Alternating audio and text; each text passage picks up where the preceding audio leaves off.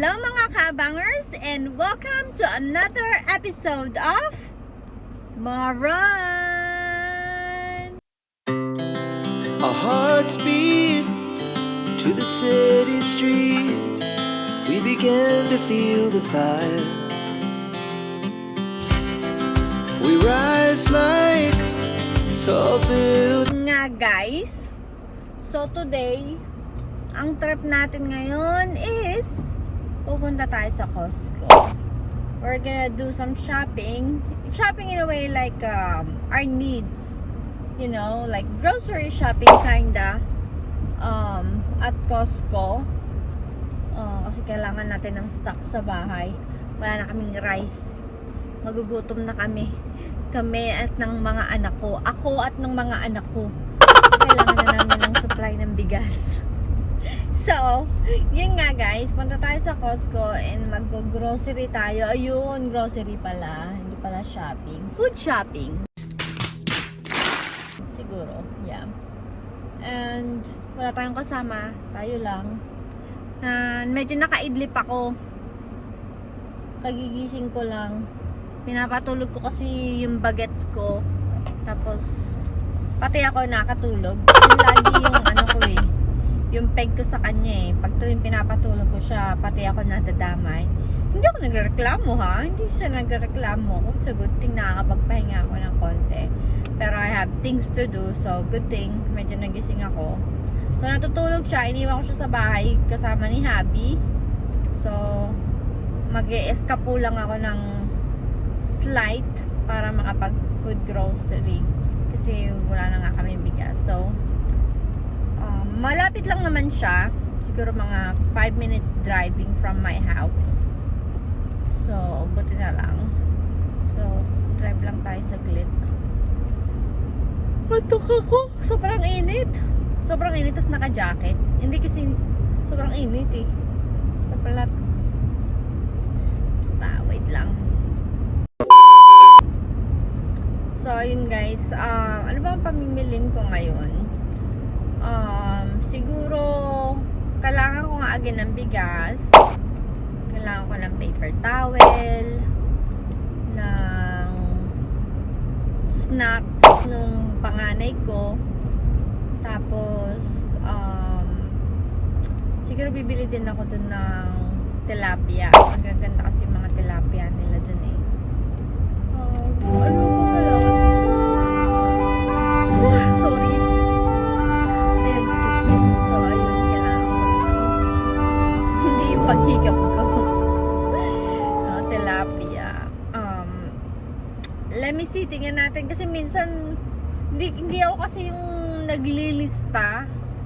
Kasi tuwing ginagawa ko yun, hindi naman nasusunod yung listahan ko eh. Kung ano-ano pa rin yung nabibili ko. So, walang silbi sa akin yung listahan.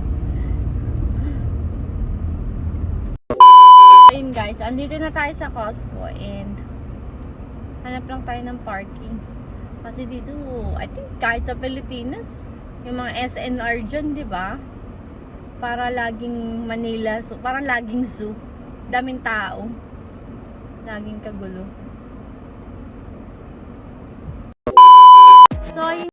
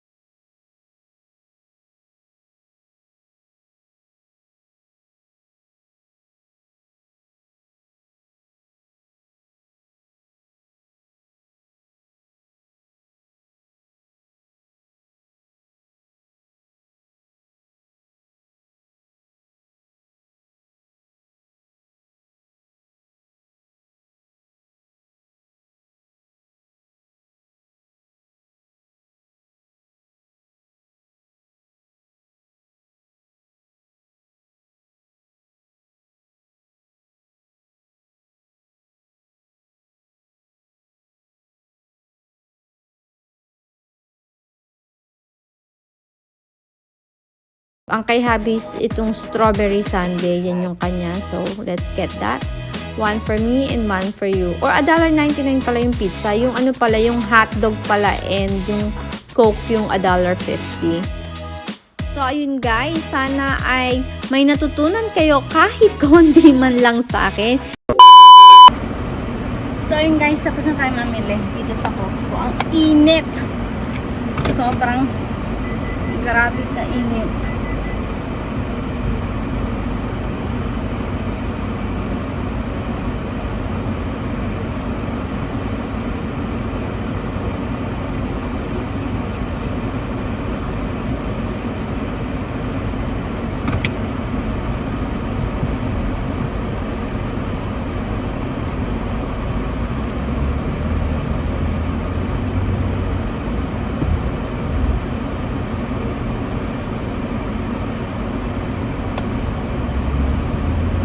Sobrang grabe kainit siya, guys. Okay naman.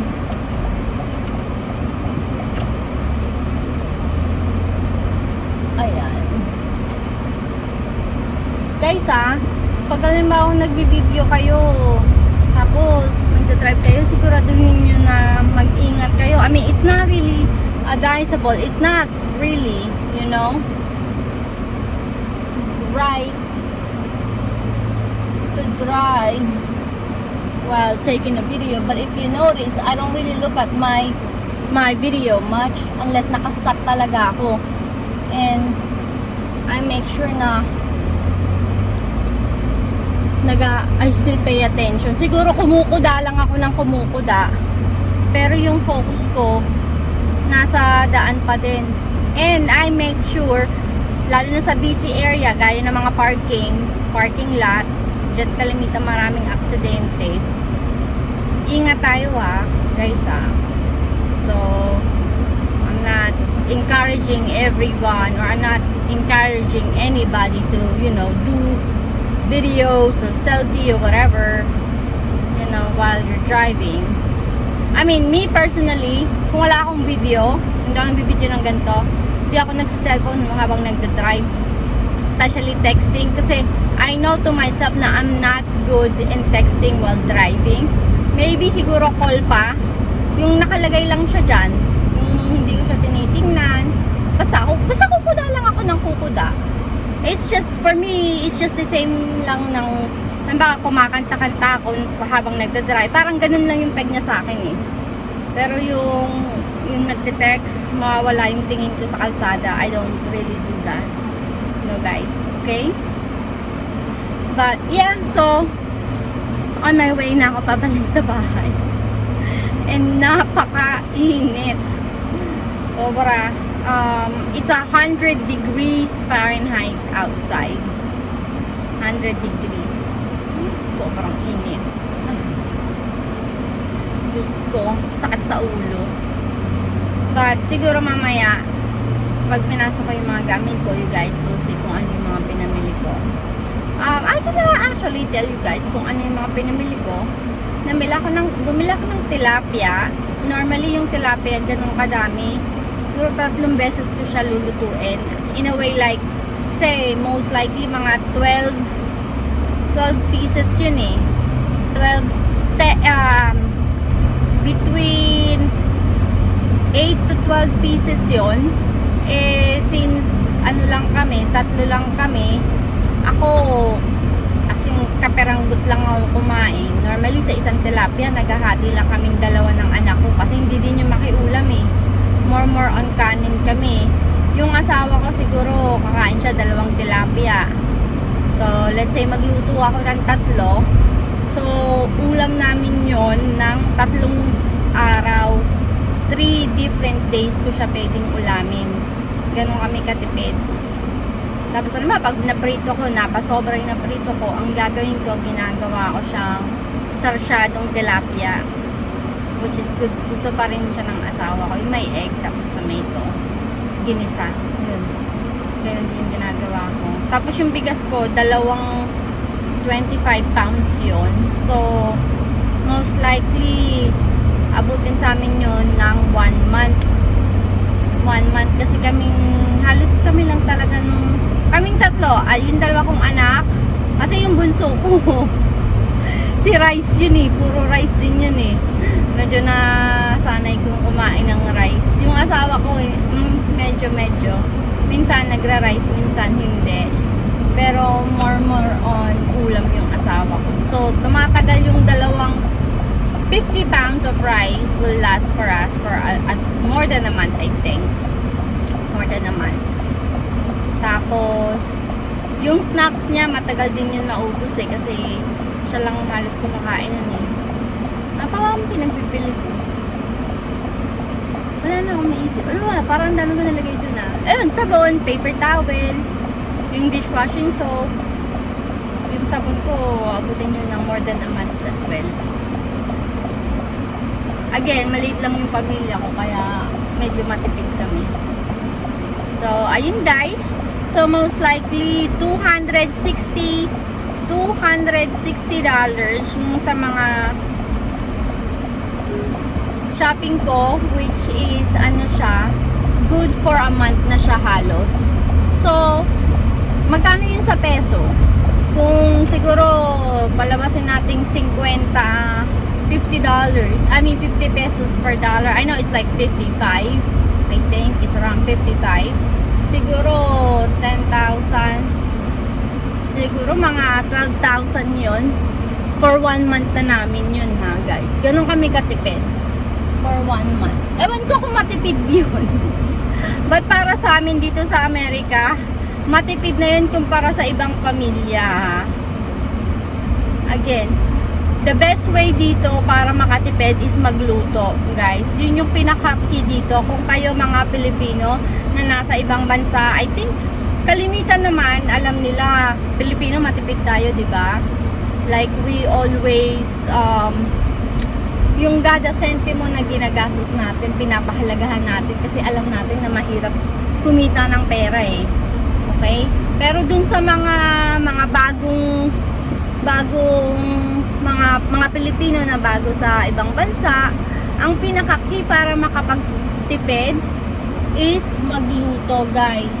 Anything that you can do on your own, I think that's the best way to save. Yun yung best way to save. Yun. Para makaipok ka. Kasi kami, 8 years na kami ng asawa ko ha, guys. I mean, nag-umpisa kami for nothing. As in, wala. Ang meron lang kami is yung condo niya. Thank God, at least may sarili siyang condo nun back then. Tapos, may maganda siyang trabaho so far. Sa gobyerno siya nagtatrabaho. So, tapos isa lang yung anak ko nung time na yon. So, wala akong ginagawa. Luto lang ako ng luto. So, sobra daming natitipid. Tapos yung kotse namin, isa lang. Kasi magkano mga car insurance, magkano kotse, lahat yan dagdag sa bills. So, kasi ako, hindi din naman ako, mukha lang akong lakwatsera, mukha lang akong layas, gimikera, guys. But no, ano ako, more on bahay ako. I can stay inside the house for a month or something. I can do silly stuff inside the house. I can enjoy my own house. Ganun ako, guys. Hindi ako kagaya nung iba na pag hindi makapirme sa bahay, nakala mo inaasinan yung mga talampakan, no? Hindi ko sasabihin hindi ko sasabihin na I'm talking about one of my sister. Hindi. No, just joke lang. But seriously, magtipid lang tayo. And again, guys, so that's another tip how you could, manage your finances and save money if you're an OFW or even if you're not living outside the Philippines or other country. Guys, matuto tayong magtipid, mahalagahan natin, and save more money for our future. Yun, guys. Nobody wants to work at the age of 60. No, not me. I want to be able to relax and chill by that age, and spend time with my family. So, this time siguro gala-gala ako a little bit here and there. And guys, at home now, and thank you for watching sa another episode ng aking YouTube channel. Again, this is More run!